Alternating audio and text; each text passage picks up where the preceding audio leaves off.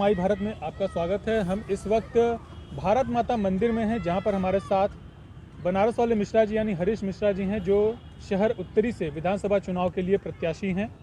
फिलहाल में निर्दल प्रत्याशी हैं, चूँकि उन्होंने कांग्रेस में अप्लाई किया था लेकिन कोई बात नहीं बनी और कांग्रेस ने एक डमी कैंडिडेट उतार दिया। तो ऐसे में हम बात करेंगे कि राजनीति किस दिशा में जा रही है। जब कांग्रेस लड़ाई में है नहीं तो इतना जो शोरगुल हो रहा था, इतना हल्ला हो रहा था कि कांग्रेस सरकार बना रही है, ये सब दावे फेल होते नजर आ रहे हैं। तो आपका क्या मानना है? नहीं, कांग्रेस ने हमको समर्थन दिया। चुनाव तो मैं ही लड़ रहा हूँ। डमी कैंडिडेट कब उतारा जाता है? जब एक मजबूत कैंडिडेट उनके पास रहता है। कुछ राजनीतिक कारण होते हैं जिनकी वजह से डमी कैंडिडेट को उतारा जाता है। ये राजनीति का पहलू है।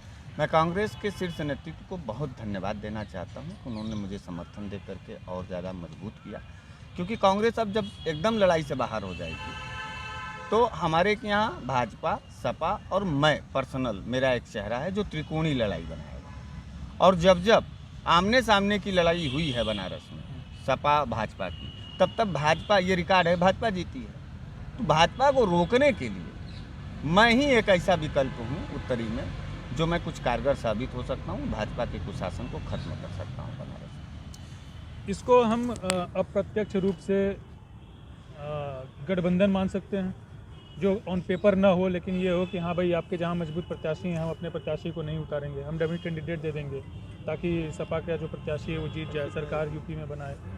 लेकिन जो माना जा रहा था कि 2024 के लिए तैयारी कर रहे हैं लोकसभा के लिए, उस पर भी तो कोई खास असर नहीं पड़ रहा है। तैयारी किस बिहाफ पे होगी तैयारी? जब आप डमी कैंडिडेट उतार रहे हैं, आप ठीक से लड़ाई नहीं लड़ रहे हैं, तो तैयारी कैसे होगी? देखिए, कांग्रेस बड़ी सुलझी हुई पार्टी है, शीर्ष नेतृत्व है, पूरे देश के अंदर वो काम करती है। अब उनका कोई स्ट्रेटजी होगा ये मैं नहीं जानता। मैं कांग्रेस के प्रति लगातार काम करता रहा हूँ और मेरी आस्था आज भी कांग्रेस के साथ है। चुनाव है, रणनीतियाँ बदलती रहती हैं और हम लोग जलालत के खिलाफ लड़ रहे थे, किसी दल के खिलाफ नहीं लड़ रहे। भारतीय जनता पार्टी हमारी दुश्मन नहीं है, लेकिन उनकी विचारधारा हम लोगों की दुश्मन है और उस विचारधारा को हराना है। कांग्रेस ने हमें समर्थन दिया अपना डमी कैंडिडेट उतार करके।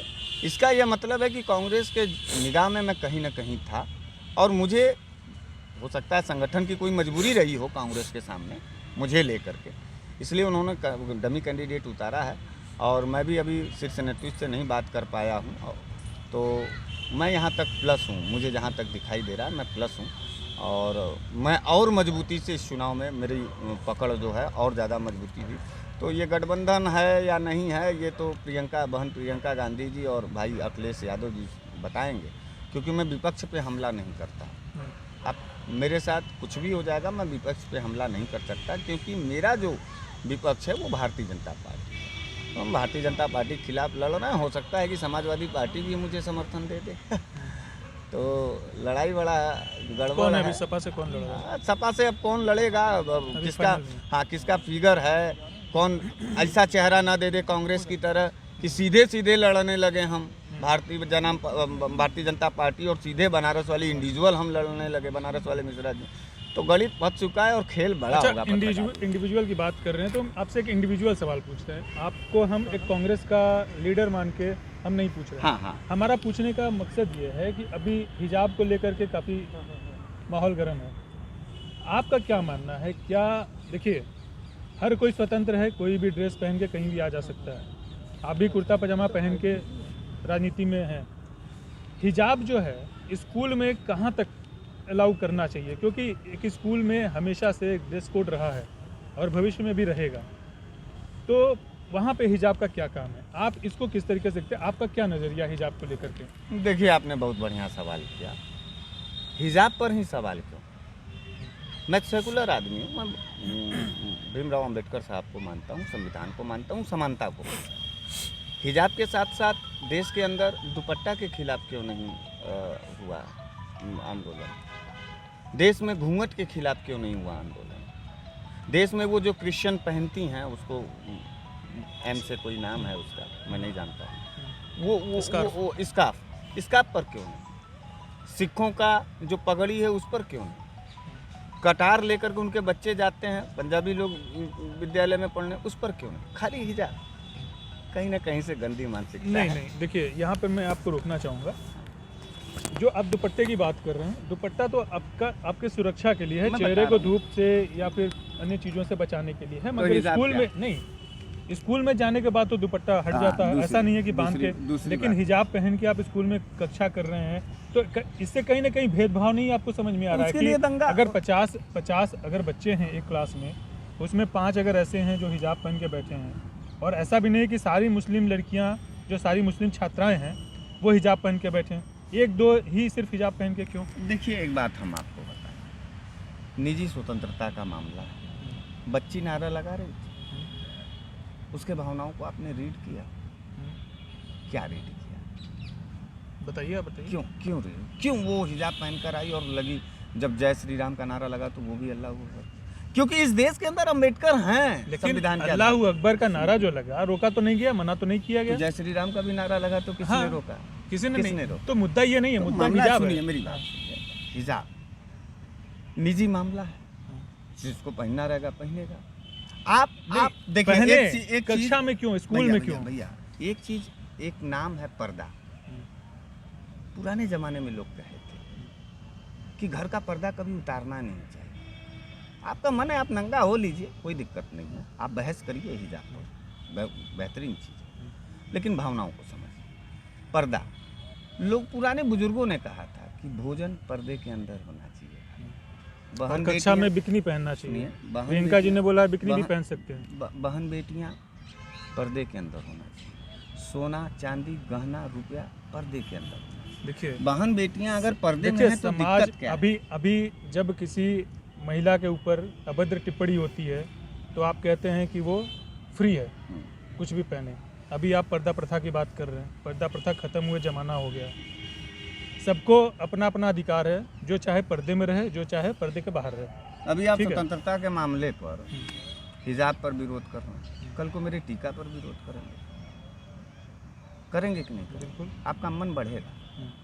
हम ब्रेक लगा रहे हैं तो कौन सा आप गलती? आप मतलब हिजाब के समर्थन में हैं। हाँ, एकदम घूंघट क्योंकि- के समर्थन तो- में है, दुपट्टा के समर्थन में है, वो- आबरू बचाने के समर्थन तो में वो है। इसलिए हैं क्योंकि आपके टीका पे समस्या आ सकती है बाद में, हाँ, भविष्य में। निश्चित रूप से क्यों नहीं आएगी?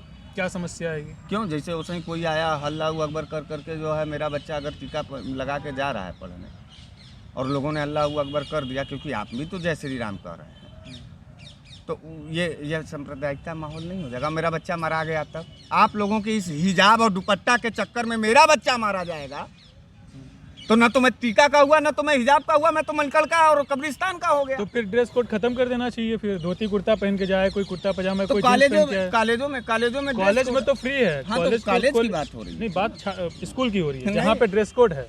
ड्रेस कोड है तो ड्रेस कोड का वो कॉलेज प्रबंधक करेगा। तो किया तो तो उसमें- कॉलेज प्रबंधन नहीं तो आदेश दिया है कि यहाँ पे ड्रेस में रहिए। तो जय श्री राम के लोग कैसे पहुंचे? वो तो बाहर की बात है, बाहर जो इन्होंने विरोध किया है हिजाब का, उन्होंने अंदर नारा कॉलेज लगाया। में घुसा। आप शायद पूरी वीडियो नहीं देखिए, देखे। कक्षा की बात अलग है, कॉलेज परिसर की बात है। इसका ये आप मतलब कॉलेज है- परिसर में सुनिए- आप भी जाते हैं। सुनिए, इसका मतलब ये है कि देश के अंदर बैठे हुए तमाम बुद्धिजीवी लोग अपंग हो चुके हैं। अच्छा ठीक है, प्रियंका जी का नौजवानों को आगे प्रियंका जी करके- का जो स्पीच था, उन्होंने प्रेस से बताया कि बिकनी भी पहना जा सकता है, तो इसमें समर्थन कर रहे हैं आप? नहीं, प्रियंका जी का वो अपना निजी विचार है, हम कहे होते हैं। अब तो मुझे कांग्रेस का टिकट नहीं मिला, तो अब किस बात का उनका समर्थन? और हाई किस कोर्ट बात ने का? रोक लगा दिया है फिलहाल हाँ। हिजाब पहनने से, तो क्या हाई कोर्ट के आदेश को आप मानते हैं कि नहीं मानते हैं? क्यों नहीं मानते हैं? क्यों नहीं मानते हैं? CNRC में भी उनका आदेश आया था, राम मंदिर में भी आया था, हर जगह तो आ रहा है। हिजाब को लेकर हाई कोर्ट के क्या आदेश मानते हैं आप? हाई कोर्ट का है कि रोक लगाए हैं, इंतजार कर रहे हैं। देश में संवैधानिक पद पर बैठे हुए हमारे हाई कोर्ट के माननीय जज हैं, और जज किसी भी पार्टी दल का नहीं होता है। जज कह देगा कि नहीं रोक हटाओ, तो सो मोस्ट वेलकम है। जज की मामले की बात है ना, कोर्ट के मामले की बात है। और जज ने कह दिया कि रोक लग गई है, तब तो रोक लग गई है तो ठीक है। माननीय सुप्रीम कोर्ट का कौन सा ऐसा नागरिक है जो नहीं मानता है? अगर जज का इज्जत न होता, कोर्ट की इज्जत न होता, तो राम मंदिर बन पाता है? चलिए। अच्छा, अभी कुछ दिन पहले आपसे हमारी बातचीत हुई थी, आपने दावा किया था कि कांग्रेस की सरकार बन रही है उत्तर प्रदेश में। क्या आपको अब इस वक्त आज का जो परिवेश है उसमें आपको लग रहा है कि कांग्रेस कहीं से सरकार बना रही है या दूसरे नंबर पर रहेगी? विपक्ष के भूमिका में सबसे ऊपर की दल कांग्रेस है, लाइजनिंग पार्टी है, और समाजवादी पार्टी भी अच्छी तरीके से 58 सीटों का जो चुनाव हुआ है उसमें भारतीय जनता पार्टी से बड़ा साफ है। तो हमको लगता है, और टिकट बंटवारे भी जिस तरीके से हुए हैं, हमको लगता है ये संयुक्त रूप से सरकार बना रहे हैं, और मेरी बात वो भी सही होगी कि कांग्रेस सरकार में। चलिए, बहुत बहुत शुभकामनाएं आपके साथ। तो ये थे बनारस वाले मिश्रा जी, जिन्होंने बहुत ही बेबाकी तरीके से हिजाब पर अपनी राय रखी है, और अंततः इन्होंने कहा है कि हाई कोर्ट या सुप्रीम कोर्ट का हिजाब को लेकर के जो भी जजमेंट आएगा उसके साथ ही रहेंगे। माई भारत के लिए वाराणसी से काशीनाथ शुक्ला।